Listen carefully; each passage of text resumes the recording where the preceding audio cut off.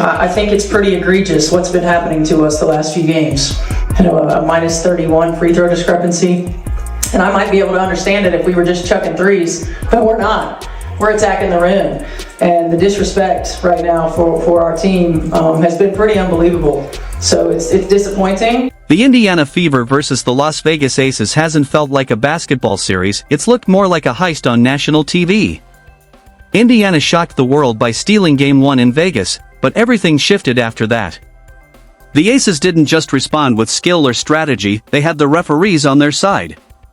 The whistles were so one-sided that the games hardly resembled fair competition. Fever head coach Stephanie White refused to stay silent. In one of the most powerful post-game interviews of her career, she called for a full-scale league investigation into WNBA officiating. Fans inside Gainbridge saw it.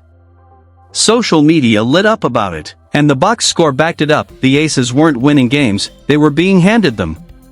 Sadly, those phantom calls overshadowed the toughness, fight, and heart Indiana poured onto the court night after night. Do you think the WNBA will step in and fix this mess? Share your thoughts below. Disappointing, that it doesn't go both ways, or it hasn't gone both ways. But we also can't allow that to consume us, right? Like, we've got to be able to play through that.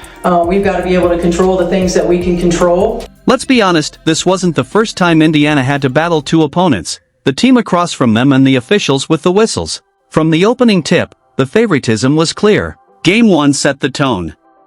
When Las Vegas couldn't find an offensive rhythm, the free throw line became their safety net. On the other side, Indiana's tough, clean defense somehow kept morphing into foul trouble whenever it benefited the refs. The Aces could throw elbows without consequence, while the Fever were whistled for simply playing too close. The double standard wasn't hidden, it was blatant, loud, and impossible to ignore.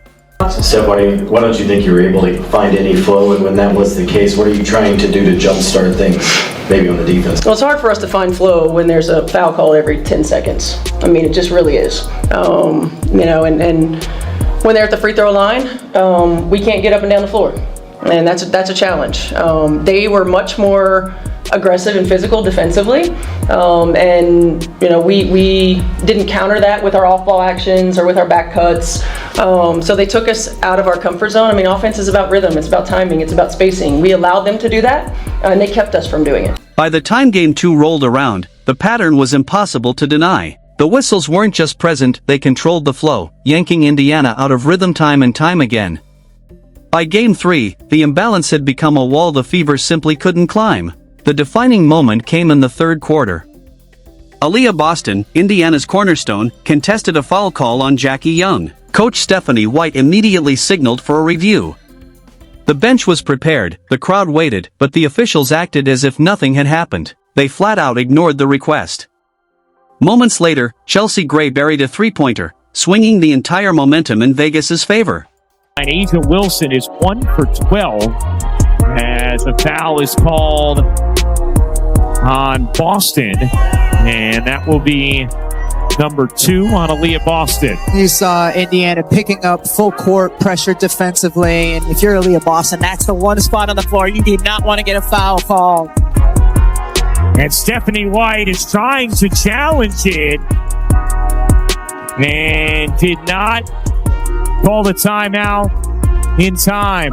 Gray in the corner, connects! What should have been a hard-earned Indiana lead vanished, not because of Vegas's execution, but because of a call the officials refused to even review. The Gainbridge crowd exploded, their cheers instantly twisting into boos and outrage. Within minutes, clips of the sequence went viral, with fans and analysts circling that very moment as the clearest evidence of bias. And those replays exposed more than a single missed review, they highlighted a pattern of flops, elbows, and cheap shots from the Aces that somehow went unseen by the referees every time. 2-minute recap from last night. So A'ja Wilson pushes Howard in the back. Howard pushes her in the back. It's a foul on Howard. Look at this. Aaliyah Boston gets totally fouled by Nalissa Smith. Like, it's obvious, but no call. And then A'ja Wilson gets the call for not half as much. And then Nalissa Smith gets the call for not even getting touched. Here's a replay just to prove it to you. Yep, didn't get touched. That was the moment it stopped resembling oversight and started resembling an agenda. Roll the tape. A'ja Wilson barreled through Boston with her shoulders down like a fullback, and play continued as if nothing happened. Indiana defenders were knocked to the floor with no calls in sight. Yet the second a Fever player so much as grazed a jersey, the whistle shrieked like they'd committed a crime. This wasn't Vegas outplaying Indiana with talent. It was the officials gifting them lifelines until the scoreboard leaned their way. Followed up by Lexi Hull getting called for the foul.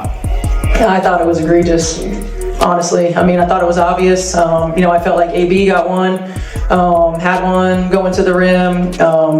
They're in rotation. And then Lexi's, I felt like equally. We talk about, coming into the path, and it was an offensive player veering into the defensive player's path. But this is where Indiana showed what set them apart. Lesser teams would have cracked under the weight, dropping their heads, grumbling about the unfairness, and eventually folding. Not the Fever. Their defiance found its face in Lexi Hull. Think about it. How often does a player who, on paper, might not even belong in the spotlight nearly flip the course of an entire playoff game? That's exactly what Hull delivered. Battling through a painful back injury from Game 1, she was listed as questionable each night. Her warm-ups looked stiff, her movements hesitant, like she might only be out there for a token stretch. But instead of fading into the background, Hull transformed those minutes into a statement. She turned the floor into her own stage, putting on a display of toughness and heart that fans will remember long after the series is over. Lexi, you have drawn the most offensive foul in the W this year, including the playoff. How are you able to do that? I'm just trying to defend as hard as I can, and there's only certain screens you're allowed to set, so just trying to trail them, and that's all I can really say. 16 points, 10 rebounds, 4 assists, 2 blocks, and a steal. Lexi Hull stuffed the stat sheet in every way imaginable. She shot an efficient 6 for 10 from the field, drilling 3 clutch triples that felt like lifelines each time Vegas threatened to surge ahead. Those threes weren't just stats, they tied her with a Fever playoff record, 8 total over 2 games, an achievement no one saw coming from a player gutting through back pain. And in the middle of all the chaos, she delivered a career playoff high of 16 points, proving she was more than just a spark, she was a pillar of Indiana's fight. Boston has the mismatch on Lloyd. Help comes. Kick out. Hull will fire. And hit from 3. Last 2 positions inside from Indiana. Smith tied up by Hull, and a jump ball between Smith and Hull. What made Hull's performance unforgettable wasn't just the numbers, it was how she earned them. Every possession felt like a battle. Loose balls turned into collisions, rebounds into all-out scrums. Still, Hull never flinched. The cameras caught her wincing in pain more than once, but that didn't stop her from boxing out opponents who were bigger, stronger, and healthier. She hurled herself onto the floor for 50 to 50 balls, threw her body into the fight for rebounds, and still had the composure to step back and bury threes on the other end. Every play she made wasn't just adding points to the scoreboard, it was pouring energy back into the Fever whenever the officiating tried to drain it away. On the left side of the floor, just a clear out, letting Jackie Young go to work. Jackie Young with 17 points. Boston to the corner. Hull, catch, fire, and hit. Correct call. Evans dishes. Ray whips a pass inside. What a denial from Lexi Hull. The Hull able to save the play. 12-point game, a little under 2.5 to go. Hull hits Indiana's first field goal of the quarter. And that's why the fans rallied around her.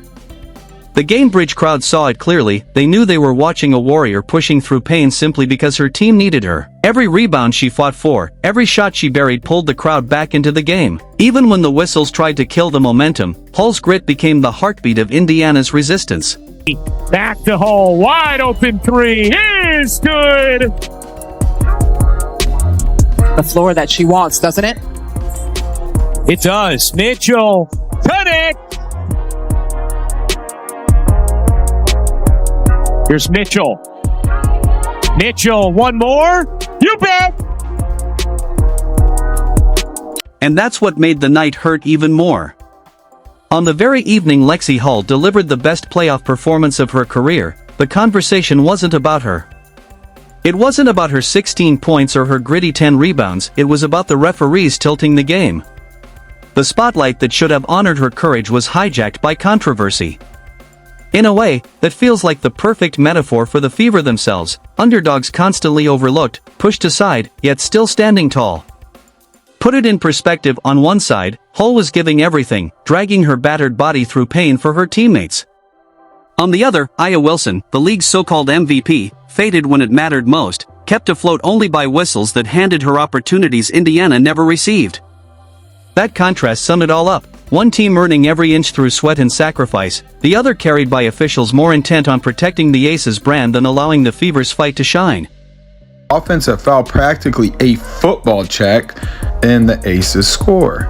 So now the Aces cut it to 2, and then Asia Wilson sets an illegal screen, and they tied things up. And then Lexi Hall gets called for a foul for doing nothing when they just had 2 illegal screens they didn't call. All right, so this is fair. Same thing happens on the other side, but they don't call a foul for Kelsey Mitchell. So Leah Boston gets called for this foul for getting her arm grabbed, but Stephanie White can't challenge. They won't let her. That's the second time this game they didn't let her have her challenge. And then Asia Wilson starts acting like a big baby. Picture this, the league's most decorated player, the reigning MVP, going nearly 3 full quarters without a single field goal. That was Aya Wilson in Game 3. She opened the night with a confident three-pointer that looked like the start of a statement performance, but it turned out to be her only highlight of the half.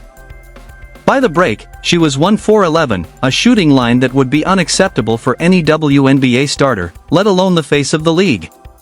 She finished with just 13 points on 20 attempts, scraping together 6 makes in total.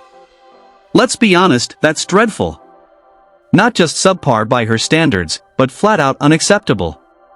Rather than imposing her will inside, using her size and physicality to dominate, Wilson drifted outward, settling for tough fadeaways and contested jumpers, clearly unsettled by Aaliyah Boston's relentless defense. And then here we go. She gets a foul call with a 3-point game for, I don't know why they called that foul, but it's the third quarter and they want them to win. So here we go. Ace is up by 3. They call another foul for Asia Wilson that isn't a foul. All right, so then they call another foul on the Fever that isn't a foul. And then to end the game after it's out of control because the Fever had a 6-point lead, but they kept calling fouls, another foul for Asia Wilson that's not a foul. Ball don't lie, Asia. Missed 11 shots in a row during this game. Vegas didn't need Aya Wilson to play like an MVP, and that's exactly what frustrates fans most. Even as she bricked her way through 3 quarters, the Aces still escaped with the win. Not because of her, but because every break tilted their way. Jackie Young delivered a commanding 25 points, burying dagger jumpers that crushed Fever rallies. Chelsea Gray added a steady 15, rescuing possessions whenever the offense sputtered. And Nalissa Smith, who's been inconsistent at times this season, came up with timely plays that fell right when Vegas needed them. So while Wilson clanked shot after shot, her teammates and the ever-present safety net of the officials pieced together just enough of a cushion to keep control of the scoreboard. What makes it sting even more is how the story was told afterward. Wilson's box score screamed inefficiency, yet much of the media dressed it up with praise about her all-around contributions, a rebound here, a block there, a couple assists. Others quickly pivoted to celebrating Vegas's depth.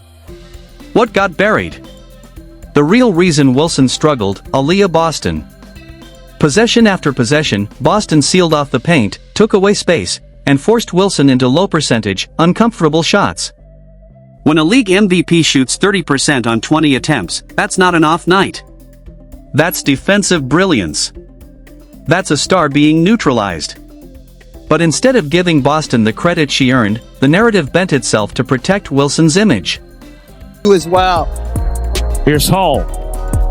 Working behind Boston. Boston was open. Great take, and Boston lays it in.